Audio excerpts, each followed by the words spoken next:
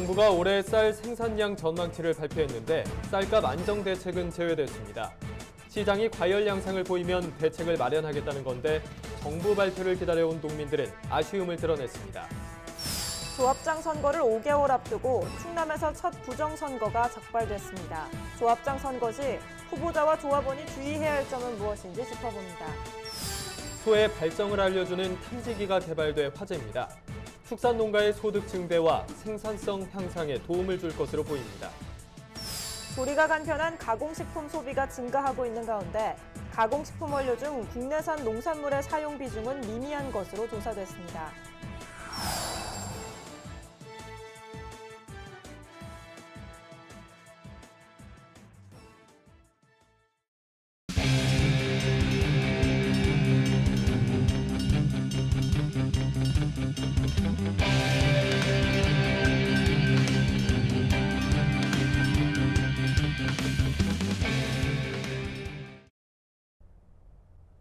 여러분 안녕하십니까? NBS 뉴스 24입니다. 정부가 올해 쌀 생산량 전망치를 발표했습니다. 필요한 신곡 수요량을 9만 톤 이상 웃도는 387만 5천 톤입니다. 그러나 시장 격리와 같은 쌀값 안정 대책은 내놓지 않았습니다. 10월 5일자 쌀값이 비교적 높은 값을 유지하고 있어서 아직 수급 불안 여부를 알 수 없다는 겁니다. 신건 기자가 보도합니다. 농림축산식품부가 올해 쌀 예상 생산량을 발표했습니다. 통계청 조사 결과를 인용해 내놓은 올해 쌀 생산량 전망치는 387만 5천 톤, 벼 재배 면적 73만 8천 헥타르에다 생산 단수 10아르당 525kg이라는 통계청 자료를 기준으로 계산한 겁니다. 재배 면적 감소, 폭염, 벼가 익어가는 등숫기에 내린 비로 작황이 평년보다 다소 부진했기 때문이라는 게 농식품부의 설명입니다. 정부 전망에 따르면 올해 쌀 생산량은 수요량인 378만 톤을 9만 톤 이상 초과합니다. 남는 쌀이 최소 9만 톤이 될 거란 얘기지만 정부는 시장 격리 등 수급 안정 대책에 대해선 아무것도 내놓지 않았습니다.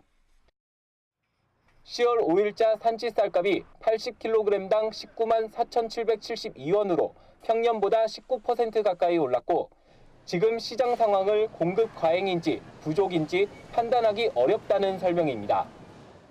시장에서의 그 대표적인 지표인 시장 가격이 평년에 비해서는 조금 높은 그런 상황이거든요. 그런 상황도 좀 감안을 할 필요는 있다는 생각이 들고요. 시장 상황이 좀 더 명확해질 때까지 그 시장 상황을 계속 좀 예의주시할 필요가 있고, 그리고 시장의 흐름이 그리고 시장 상황이 정확하게 판단이 된다면 그때 가서 적합한 조치를 하는 게 낫다는 생각입니다. 초과 물량에 대한 시장 격리와 같은 선제적 대응을 주문했던 농민단체에서는 기대에 못 미치는 정부 발표에 아쉬움을 드러냈습니다. 시장 격리 물량에 대한 정부의 발표가 없는 상황이라면은 공급 과잉에 따라서 당연히 이제 쌀값이 떨어질 것이고 산지 이제 쌀값이 떨어지면 우리 농민들에게 피해가 올 건데. 농식품부는 통계청이 최종 쌀 생산량을 발표하는 11월 13일까지 시장 가격과 수급 동향 등을 면밀히 검토한 뒤 쌀값 안정 대책을 내놓을지 여부를 정할 방침이라고 밝혔습니다. MBS 뉴스 신건희입니다. 쌀 등급제 개편 시행으로 쌀포대의 미검사 표시가 사라집니다.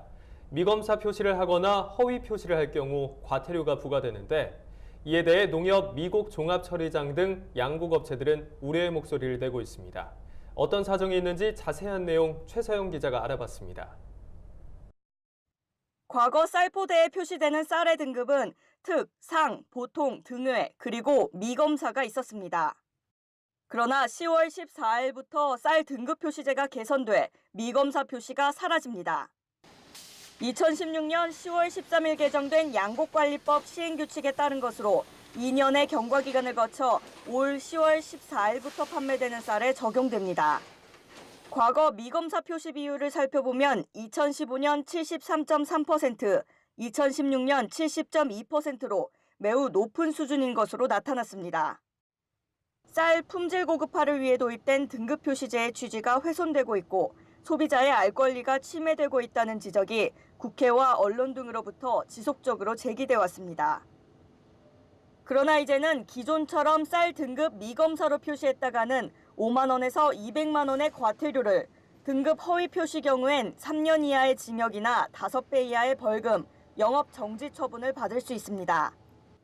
제도 개선이 되면 소비자의 알 권리가 확보가 되고 또 이제 우리 쌀의 고품질화가 촉진될 것 같고요.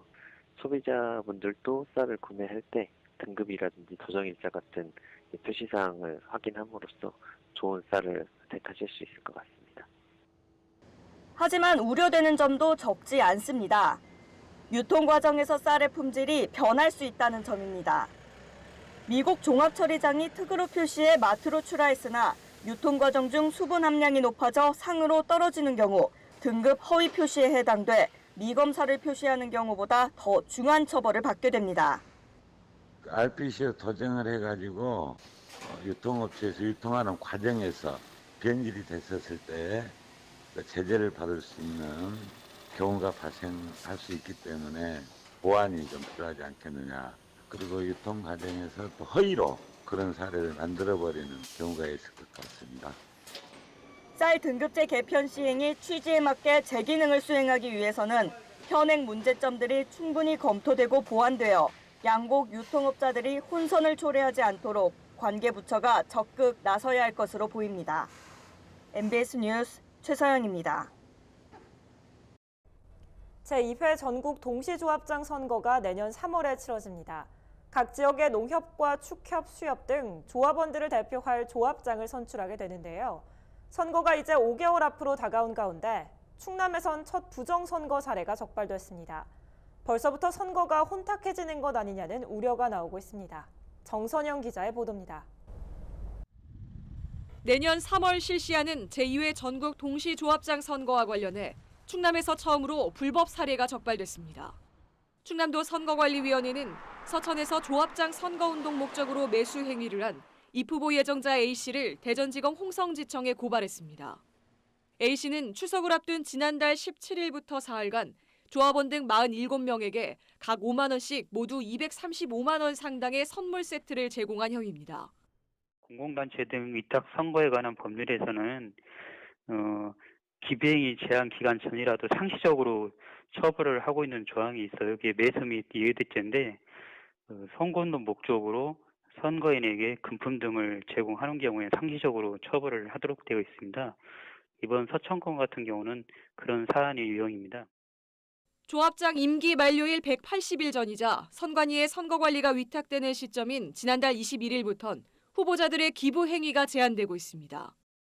이에 따라 선거 당일까지 후보자는 위탁선거법이 정한 직무상, 의례적, 구호적, 자선적 행위를 제외한 그 어떠한 금품 등 재산상 이익을 제공하거나 의사표시 또는 약속하는 행위도 할 수 없습니다. 현직 조합장의 기부 행위는 재임 중에 상시 제한됩니다. 위반 시엔 3년 이하의 징역 또는 3천만 원 이하의 벌금에 처해집니다. 금품이나 음식물 등을 제공받은 사람은 최고 3천만 원 범위 내에서 10배 이상 50배 이하의 과태료가 부과됩니다.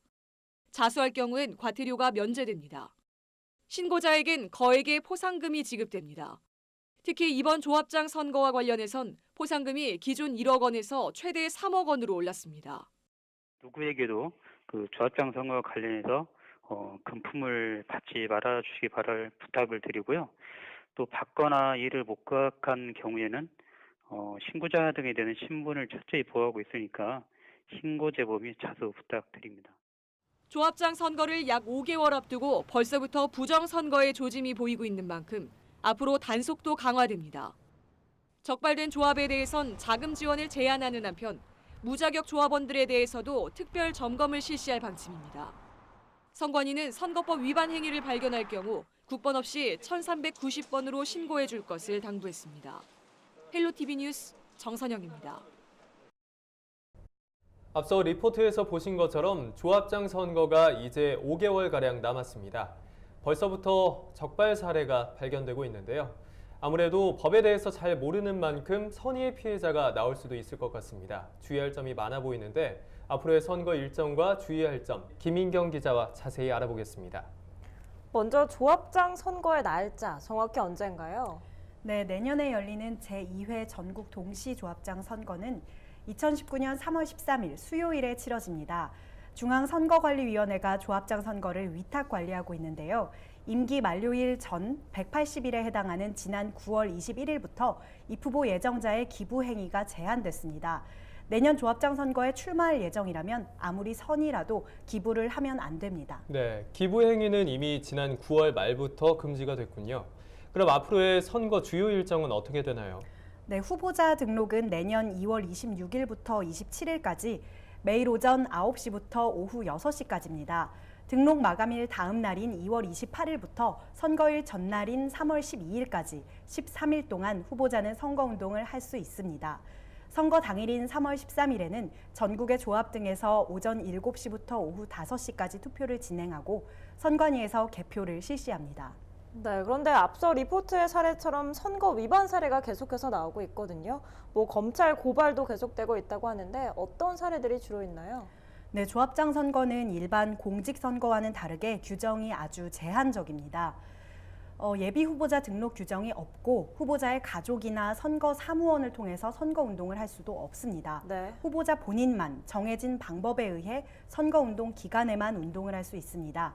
일부 입후보 예정자들이 선거운동용 명함을 만들어서 선거운동 기간 전에 행사장을 돌면서 조합원에게 그런 선거용 명함을 배부하거나 자신의 사진이 실린 인쇄물을 만들어서 조합원에게 발송하는 사례가 위반 사례로 적발이 되고 있습니다. 네. 또 입후보 예정자가 직접 또는 지인을 통해서 조합원에게 금품이나 향응을 제공하거나 상대 입후보 예정자에 대한 허위 사실을 유포하는 비방 행위를 하는 등 다양한 유형이 문제로 불거지고 있습니다.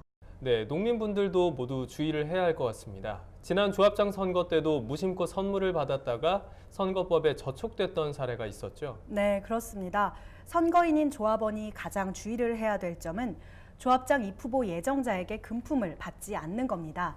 여기서 금품은 말 그대로 돈이나 값비싼 선물일 수도 있지만 식당에서 밥을 얻어먹은 것도 해당됩니다. 마을 어르신들 모두 음식점에 초대받아서 밥 한 끼 먹은 게 문제가 되나 이렇게 생각하실 수도 있지만 적발되면 본인이 먹은 음식물 가액 또는 받은 금품 가액에 10배 이상 50배 이하의 과태료가 부과됩니다.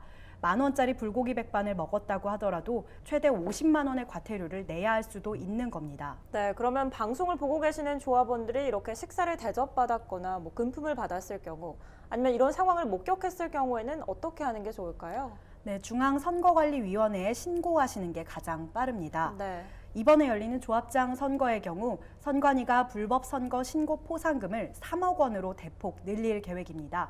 선관위는 특히 경찰, 검찰과 공조체제를 강화하고 카카오톡이나 밴드와 같은 SNS를 활용한 불법 선거도 국립과학수사연구원과 업무 협약을 맺어서 뿌리 뽑는다고 하니 농민 여러분께서는 실수로 선의의 피해를 입지 않도록 각별히 주의하셔야겠습니다. 네, 알겠습니다.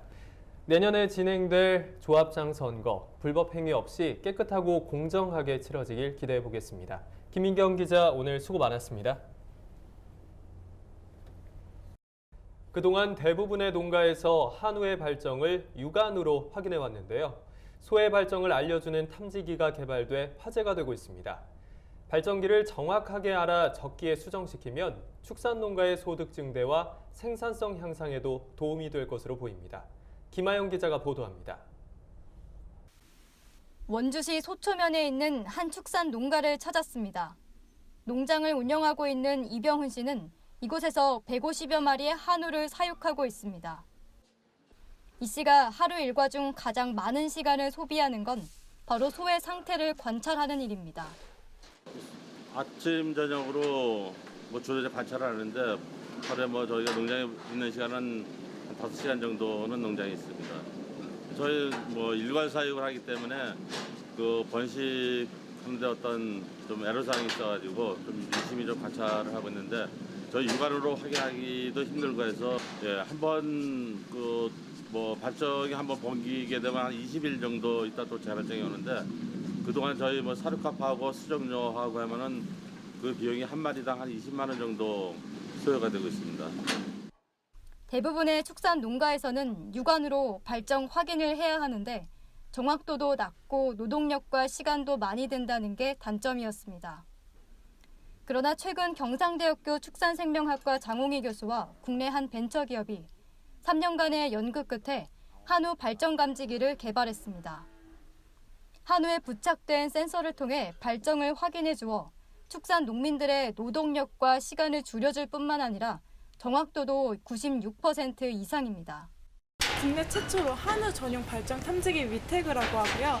발정뿐만 아니라 소의 승가 활동이나 아니면 휴식까지 체크할 수 있는 그런 기계이고요. 저희는 축주분들께 발정 시작 시간이랑 수정 접기 시간 이런 거를 실시간으로 알람을 보여드리는 서비스를 제공하고 있습니다. 탐지 결과는 1시간 단위로 농장주의 스마트폰에 문자 메시지 형태로 전송됩니다. 또한 출산이 임박한 암소의 정보도 알려주어 농장주가 발빠르게 대처할 수 있도록 도움을 주는 기능도 탑재됐습니다. 그 임신 감정을 하도 거의 뭐 100% 지금 그 수태율이 좋아지고 있어요. 그래서 저희 농장에도 상당한 어떤 재정적으로 다 득이 됩니다. 한우를 적기에 수정시키는 게 가능해지면 한우의 공태 기간을 줄이고 수태율을 늘려 농가 소득 증대와 생산성 향상, 노동력 절감에 도움을 줄 것으로 기대되고 있습니다. MBS 뉴스 김아영입니다. 바쁜 출근길에 빵이나 즉석 조리식품으로 간편하게 식사하고 나가시는 분들 많으시죠? 맞벌이 가정과 1인 가구가 증가하면서 간편한 조리가 가능한 가공식품의 소비가 껑충 뛰었습니다. 하지만 가공식품 원료 중 국내산 농산물 사용 비중은 턱없이 낮아서 개선이 필요하다는 지적이 나오고 있습니다. 최다희 기자입니다. 농림축산식품부에 따르면 지난해 가구당 월평균 식료품비는 71만 6천 원이었습니다. 식료품비의 연평균 증가율은 가공식품 7.2%, 외식 5.1%, 신선식품 4%로 가공식품 구입 증가율이 가장 크게 상승했습니다. 1인 가구와 여성의 경제활동 증가로 간편하고 다양한 식품을 소비하는 트렌드가 가공식품 구입 상승 요인으로 분석됩니다. 그러나 문제는 가공식품의 국내산 원료 농산물 사용 비중이 매우 낮다는 것입니다. 농식품부 조사에 따르면 가공식품의 국내산 농산물 사용 비율은 2013년 31.2%로 매년 제자리 걸음인 것으로 조사됐습니다. 가격 차이 많이 안 나면은 뭐 수입산도 상관없죠. 가격은 굉장히 저렴해요. 국내산에 비교해서. 그러니까 소량 살 때는 국내산을 많이 쓰고 대량 살 때는 많이 차이 나니까 수입산을 살 때가 의식적으로 살 때가 있어요. 이에 농식품부는 식품 제조업체의 국내산 농산물 사용 비율을 2022년까지 39.7%로 높이겠다는 목표입니다. 가공식품의 지출 비중이 확대되는 것과 비례해 국내산 원료 농산물의 사용 비중을 높이려는 농정당국의 적극적인 대책 마련이 필요할 것으로 보입니다. MBS 뉴스 최다희입니다. 다음은 지역 뉴스입니다. 전남 지역 의료 환경이 전국 최악인 것으로 나타났습니다. 보건복지부 자료에 따르면 전남 지역 의사 1명이 책임져야 하는 병상 수는 13.3개로 전국에서 가장 많았습니다. 전남은 인구 1000명당 입원 환자 수가 전국 최고인 342명으로 이는 155명인 서울보다 2.2배 많은 수치입니다. 아산시는 다음 달 25일까지 둔포면에서 로컬푸드 주말 장터를 운영합니다. 장터에서는 고구마와 오이 등 지역에서 생산한 농산물과 가공식품이 시중가보다 저렴한 가격에 판매됩니다. 아산 지역 로컬푸드 직매장은 모두 7곳으로 지난해 56억 원의 매출액을 달성했습니다. 전남 고흥군이 청년 농업인 지원 대상자를 모집합니다. 가업 승계를 희망하는 청년 농업인의 정착을 돕기 위한 사업으로 만 19세 이상 49세 이하 청년을 대상으로 하며 농가당 사업비 2천만 원이 지원됩니다. 달성군이 가을철 농번기를 맞아 다음 달 25일까지 농기계 임대사업장의 휴일 비상근무를 실시합니다. 옥포, 하빈, 현풍 농기계 임대사업장 3개소에서 운영되며 임대료는 1일 2회 기준으로 농기계 가격의 0.2%, 수리는 만원 미만의 부품은 무상 제공됩니다. 그동안 뉴스 보실 때 어려운 농업 용어 많이 들으셨죠? 전문 분야다 보니 생소한 용어가 많을 겁니다. 그래서 저희 뉴스24에서는 매주 목요일 풀어쓴 농업백과 코너를 신설해 농업에 관한 어려운 용어나 개념을 알기 쉽게 풀어드릴 예정인데요. 오늘은 그 첫 시간으로 고양새에 대해 알아보겠습니다. 몇 년 전부터 각종 언론 매체에 자주 오르내리는 말, 고양새. 다들 한 번쯤은 들어보셨을 텐데요. 하지만 정확히 어떤 세금을 말하는지, 또 누가 언제부터 내야 하는 세금인지 궁금하셨던 분들 많으실 겁니다. 사실 고양새는 몇 해에 걸쳐 도입 논의가 계속되고 있을 뿐만 아니라 아직 확정된 사안은 아닌데요. 해를 거듭할수록 농어업계를 중심으로 고양새를 꼭 걷어야 한다는 목소리가 커지고 있습니다. 그렇다면 그 이유는 뭘까요? 고양새는 한마디로 도시에 사는 사람들이 자신의 고향이나 아니면 돕고 싶은 지자체에 주민세나 기부금을 낸 후 연말정산 때 소득 공제를 받을 수 있는 납세제도입니다. 정식 명칭은 고향사랑 기부제로 반드시 내야만 하는 세금은 아닌데요. 그 취지 하나는 분명합니다. 바로 우리 모두의 고향인 농어촌을 살리자는 거죠. 사실 농어촌이 힘들다는 건 하루 이틀의 얘기가 아니죠. 하지만 요즘 통계 수치를 보면 정말 암울합니다. 통계청에 따르면 전국에 있는 시군구 10곳 중 4곳은 턱없이 낮은 출산율 때문에 인구가 줄어들어 곧 사라질 위기에 놓여 있습니다. 실제로 요즘 농어촌에서는 아이 울음소리는 끊긴 지가 오래고 60대여도 청년 대접을 받는다고들 합니다. 어르신들만 남아있어서 일할 사람이 없으니 지방자치단체들이 겪는 경제적 어려움도 상당합니다. 지방자치단체마다 공무원 월급줄 형편도 안 된다는 말이 나오고 있습니다. 실제로 지자체가 필요한 자금을 얼마나 자체 조달하고 있는지 이걸 나타내는 재정 자립도가 작년 기준 53.7%로 떨어졌고 또 대도시인 서울과 전남의 차이는 무려 4배 가까이 날 정도입니다. 이렇게 열악한 환경에 지방을 살리려면 일단 지자체의 예산부터 늘려야 하는 게 필수겠죠. 그래서 문재인 정부는 대선 당시부터 고양새 도입을 공약으로 내걸고 적극적으로 추진 중에 있습니다. 그런데 이쯤에서 고양새를 걷는다고 실제로 농어촌을 살릴 수 있을까? 이런 의구심을 가질 수밖에 없는데요. 다른 나라의 사례를 한번 짚어보겠습니다. 가깝고도 먼 나라 일본은 2008년부터 고양새를 기부받기 시작했습니다. 연간 7천만 원을 받는 직장인이 30만 원의 고양새를 납부하면 본인 부담금을 제외한 28만 원에 대해 소득세를 환급해주는 방식이죠. 또 고양새를 보내준 기부자들에게는 해당 지역의 농수축산물을 답례로 보내줍니다. 세금도 돌려받고 답례품까지 받으니 도시민들의 호응은 뜨거웠고 결과는 아주 성공적이었습니다. 특히 2년 전부터 아베 정부가 세액 공제 규모를 2배로 늘리면서 기부 액수가 급증했다고 하는데요. 작년에만 일본 전역에서 3조 원에 가까운 고양새가 거쳤습니다. 결과적으로 일본의 고양 납세 제도는 농어촌의 지자체 세수 확보는 물론이고 농수축산물의 소비를 늘렸을 뿐만 아니라 도농 간의 교류 확대, 또 농촌 일자리 창출까지 지역 경제 활성화에 아주 큰 효과를 낸 것이죠. 일본에서 큰 성공을 거둔 만큼 우리나라에서도 고양새 도입을 더 이상 미룰 수 없다는 목소리가 커지고 있습니다. 물론 반대 의견도 있죠. 고양새가 도입되면 지방자치단체와는 반대로 수도권 중심의 대도시의 세수는 줄어들 수도 있다는 건데요. 사실상 고양새 기부자에게 주어지는 세액공제의 90%를 중앙정부가 부담하기 때문에 이 또한 걱정한 일은 아니라고 봅니다. 실제로 고양새가 활성화된 일본에서는 대도시의 세수 수입 가운데 단 0.7% 정도만이 줄어든 것으로 분석된다고 하죠. 이제 우리나라의 고양새 도입은 마지막 관문만 남겨두고 있습니다. 국정감사가 끝난 후 11월 중순쯤 다수의 고양새 관련 법안이 심사를 받게 되는 건데요. 내년에 고양새가 도입될 수 있는 사실상 마지막 기회인 셈입니다. 우리 모두의 고향인 농어촌을 살리는 고양새. 어쩌면 지금 이 시대에 가장 필요한 세금, 그리고 가장 따뜻한 세금이 아닐까요? 지금까지 풀어쓰는 농업백과에서 전해드렸습니다. 저희가 준비한 소식은 여기까지입니다. MBS 뉴스 24 마칩니다. 함께해 주신 여러분 고맙습니다.